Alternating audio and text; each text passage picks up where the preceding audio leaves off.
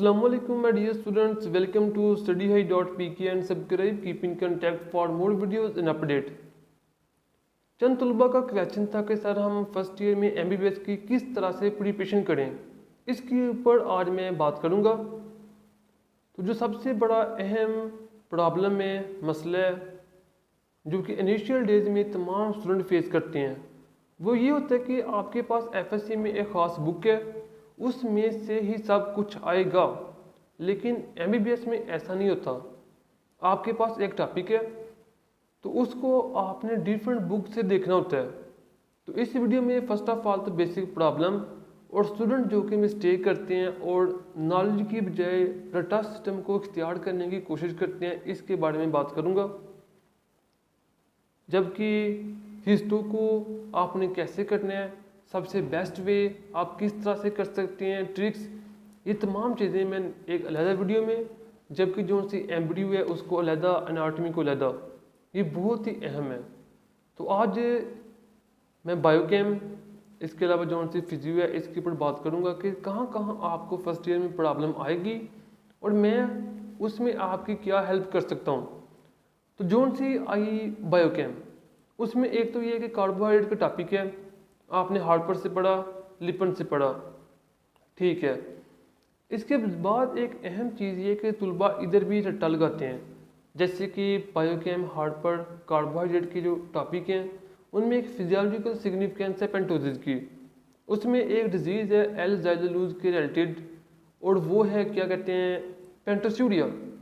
अब जितने भी आपके सीनियर होंगे उनसे पूछेंगे, हर एक को ये तो पता होगा कि पेंटोस्यूरिया एक डिजीज़ है जो कि एल ज़ाइलोलूज से रिलेटेड है, उसका क्लिनिकल सिग्निफिकेंस है, वो पेपर में रट्टे के जरिए लिख के आए होंगे। लेकिन वो क्यों होती है, उसमें ब्लड वॉल्यूम के ऊपर, ब्लड के डिफरेंट कॉन्स्टेंट्स के ऊपर क्या इफेक्ट होगा, कौन से एंजाइम की डेफिशिएंसी की वजह से होता है, क्या काजेज हैं, इसका किसी को नहीं पता। But being a medical student you must know about that. इसके अलावा सैक्रोज हेक्सोसिस की फिजियोलॉजिकल सिग्निफिकेंस है, उसमें गैलेक्टोसीमिया वो कैटरेक्ट्स काज करती है। वो कैसे काज करती है, गैलेक्टोसीमिया में यूराइन में कौन सा कंपाउंड रिलीज होता है, इतनी डिटेल में अगर आप स्टडी करेंगे आपका बहुत ज़्यादा टाइम वेस्ट होगा। ज़ाहिर बात टाइम तो लगेगा, तो आपको इसकी ज़रूरत नहीं है। मज़ीद आपने कैसे करना है, लेकिन ये बात है कि एक टॉपिक को आपने डिफरेंट बुक से करना है। लेकिन सिंपल सा इसका ये बात मैं कह दूं कि लास्ट ईयर मैंने इस साल ही जनवरी फरवरी में कार्बोहाइड्रेट, लिपिड, इसके डिटेल कंसेप्ट जो लेक्चर्स मैंने अपलोड कर दिए हैं और मेरे तो काफ़ी मेहनत है। आप एक मरतबा उसको देख लेंगे तो आप फिर कार्बोहाइड्रेट को चाहे हार्पर से उठाएं चाहे लिपन से, आपको कहीं भी कोई प्रॉब्लम नहीं आएगी, ये मेरी गारंटी है। लिंक मैं डिस्क्रिप्शन में दे दूंगा इसका। तो कार्बोहाइड्रेट के कंप्लीट लेक्चर अपलोडेड हैं।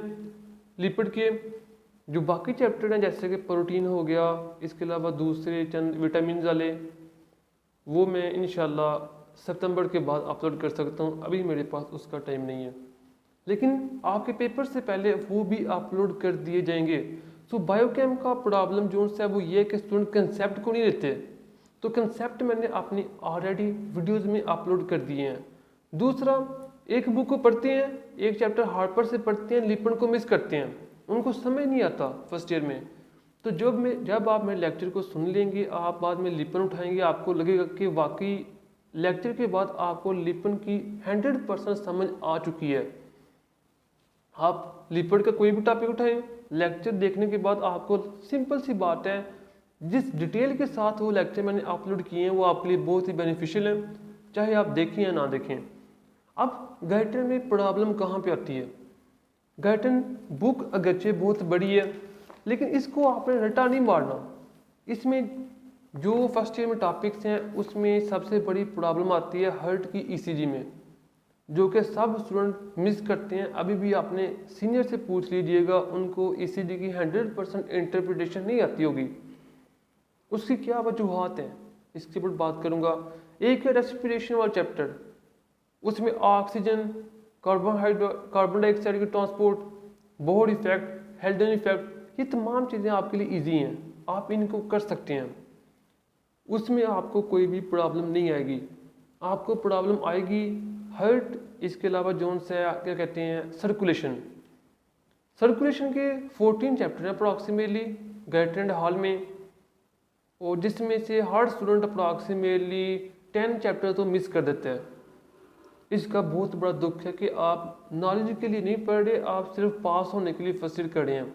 तो पहले आपने आपको बताएं कि आप नॉलेज के लिए पढ़ रहे हैं या फिर कंसेप्ट के लिए। ईसीजी और हार्ट की आपको नर्व एंड मसल वाले चैप्टर में भी कोई प्रॉब्लम नहीं आएगी, आपको प्रॉब्लम आएगी हार्ट एंड सर्कुलेशन में।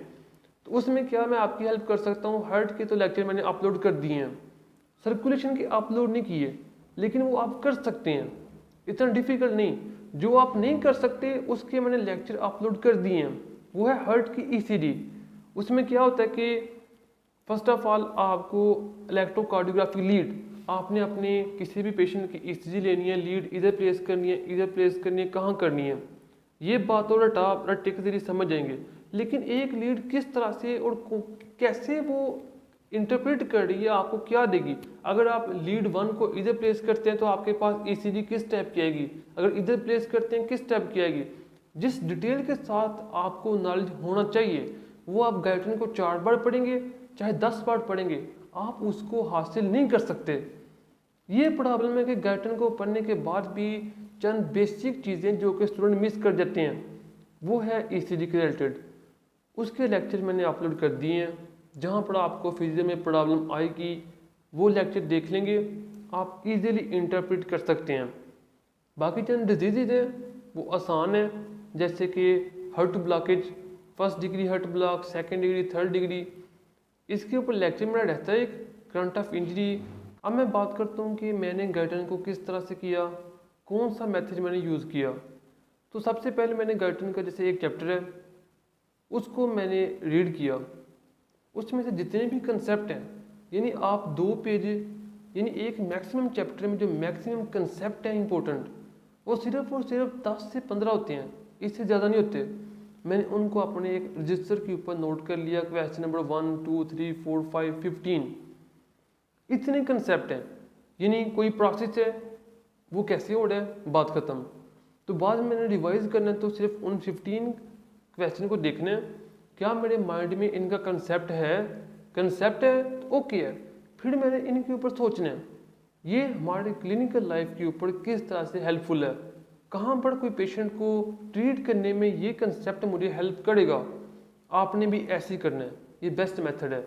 यानी सर्कुलेशन का एक चैप्टर है, उसमें बातें की हुई हैं कि किडनी और हार्ट का क्या रिलेशन है, कार्डिक आउटपुट ज़्यादा होगी, कौन से हार्मोन किस तरह से सर्कुलेशन के बॉडी फ्लूइड को इंक्रीज डिक्रीज, तमाम चीज़ें आपने कंसेप्ट रीड कर लिए, आपने रिवाइज करना है तो आपने रजिस्टर को खोलना है, एक क्वेश्चन को देखा और बाद में उसका कंसेप्ट आपके माइंड में क्या है उसको रिवाइज किया, बात ख़त्म। तो अभी तक तो जो चीज़ें हैं उनके लेक्चर ऑलरेडी अपलोडेड हैं। जैसे हार्ट में ईसीजी का सबको प्रॉब्लम आता है, मेरे 80% दोस्तों को लास्ट डे वाइवा के अंदर भी ईसीजी नहीं थी आती, तो उसके ऊपर लेक्चर ऑलरेडी आपके पास हैं। यूँ समझ लें कि पूरा एक महीना मैंने वेस्ट किया सिर्फ ईसीजी को समझने में और फिर उसके लेक्चर बनाने में। तो आप लोग 1 मंथ कम नहीं होता, अगर आप भी उसके ऊपर वेस्ट करेंगे तो शायद फिर भी आप उस लेवल तक ना पहुंच सकें जिस लेवल तक मैंने आपको बता दिया। तो सिंपल सी बात है, अगर आप देख लेंगे आपके लिए बेनिफिशियल है, नहीं देखेंगे तो मुझे कोई प्रॉब्लम नहीं है। Hope best of luck, like and subscribe, thank you, अल्लाह हाफिज़।